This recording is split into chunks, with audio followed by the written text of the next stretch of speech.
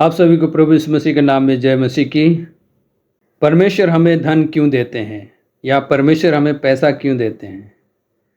परमेश्वर क्यों एक मनुष्य को धनवान बनाते हैं? इसका सीधा उत्तर है कि वो भी दूसरों को दे। इसका मतलब ये नहीं कि वो अपने लिए खर्च ना करे, अपने लिए ज़रूर खर्च करना है, अपने लिए इस्तेमाल करना है, लेकिन उसके साथ साथ दूसरों को भी देना है।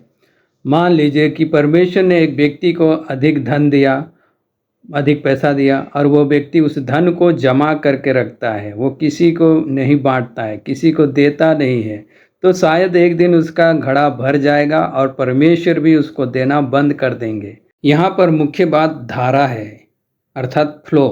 धन या पैसा सदैव धारा में होना चाहिए या चलना चाहिए, वह धारा रुकना नहीं चाहिए। परमेश्वर ऐसे व्यक्ति से प्रसन्न होते हैं जो निरंतर देते हैं या बांटने का कार्य करते हैं। उदाहरण के तौर पे हम लोग देखते हैं, जैसे बाइबल में गलील झील के बारे में वर्णन आया है, यर्दन नदी का वर्णन आया है, मृतक सागर का वर्णन आया है। अगर आप मैप में देखेंगे तो मैप में देखने से आपको पता चलेगा कि गलील झील है और उस गलील झील से यर्दन नदी बहती है और यर्दन नदी मृतक सागर में मिलती है। तो इस तरह से हम लोग देखते हैं कि ये जो गलील झील है, जहाँ का पानी अच्छा है, जहाँ पर बहुत मछलियाँ मिलती है, और यीशु अपने चेलों के संग उस झील में कई बार गए भी थे और उसके चेले लोग मछली भी पकड़े थे। हम लोग उस बात पर नहीं जाएंगे, हम लोग का जो मुख्य टॉपिक है उस पर हम लोग ध्यान करेंगे। तो गलील झील से यर्दन नदी निकलती है, ओके, और यर्दन नदी का पानी मृतक सागर में जाता है। तो गलील झील अच्छा है, वहाँ से यर्दन में पानी आ रहा है और यर्दन से पानी मृतक सागर में जा रहा है, लेकिन मृतक सागर से वो पानी कहीं और दूसरी जगह नहीं जा रहा है और इसीलिए वहाँ का जो पानी है सचमुच में खरा पानी है।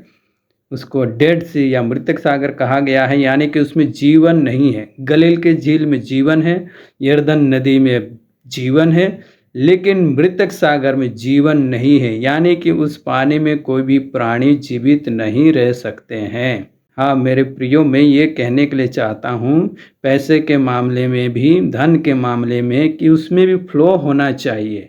तो परमेश्वर मनुष्य को देते हैं और जिस मनुष्य को वो मिलता है वो मनुष्य दूसरों को भी दे, दूसरों को भी बांटे। अब दूसरा प्रश्न ये आता है, किसको देना है या कहाँ बांटना है? इसका सीधा उत्तर है, जहाँ परमेश्वर अगुवाई करते हैं वहाँ देना सर्वोत्तम है। परमेश्वर ने किसी को धनवान बनाया है या पैसा दिया है, इसका मतलब ये नहीं कि वो अपनी मनमानी करे और जहाँ चाहे वहाँ पैसा खर्च करे। उड़ाव पुत्र ने मनमानी की, हम लोग जानते हैं, और वो कंगाल हो गया। और बाइबल स्पष्ट रूप से कहती है कि वो व्यक्ति कुकर्म करता है और अपनी संपत्ति उसने उड़ा दी। परमेश्वर ने हमें जो कुछ भी दिया है उसी से देना है, जितना हो सके उतना देना है। एक दिन परमेश्वर मनुष्य से धन का लेखा लेंगे।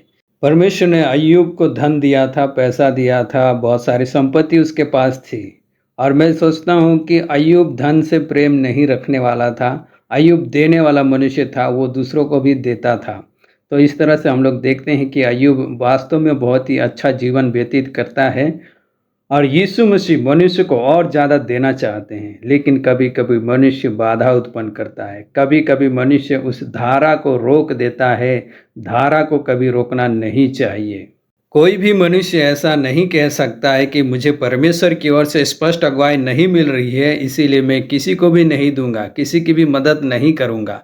अगर आपको परमेश्वर की आवाज़ सुनाई नहीं देती है, आपको अगुवाई नहीं मिल रही है, तो आप बाइबिल पढ़िए। बाइबिल में आप देख सकते हैं, बाइबिल वचन में स्पष्ट रूप से लिखा गया है कि किस किस को देना है, और आप उन व्यक्तियों को जरूर दें, उनकी मदद करें। अर्थात मनुष्य के पास में कुछ भी बहाना नहीं है, वो बिल्कुल भी बहाना नहीं बना सकता है। अर्थात हम क्या करें, निष्कर्ष यही निकलता है कि जैसा परमेश्वर हमें देते हैं, किसी को ज़्यादा मिलता होगा, किसी को कम मिलता होगा, लेकिन मिला तो है। वो हम अपनी शक्ति के अनुसार जिसको जितनी मदद कर सकते हैं मदद करें, जिसको जितना दे सके उतना दें और परमेश्वर की महिमा करें। इसके द्वारा परमेश्वर निश्चित रूप से प्रसन्न होंगे और भी हमें ब्लेस करेंगे और भी हमें आशीषित करेंगे और भी हम लोग आगे बढ़ सकते हैं। परमेश्वर आप सभी को बहुत से आशीष प्रदान करे।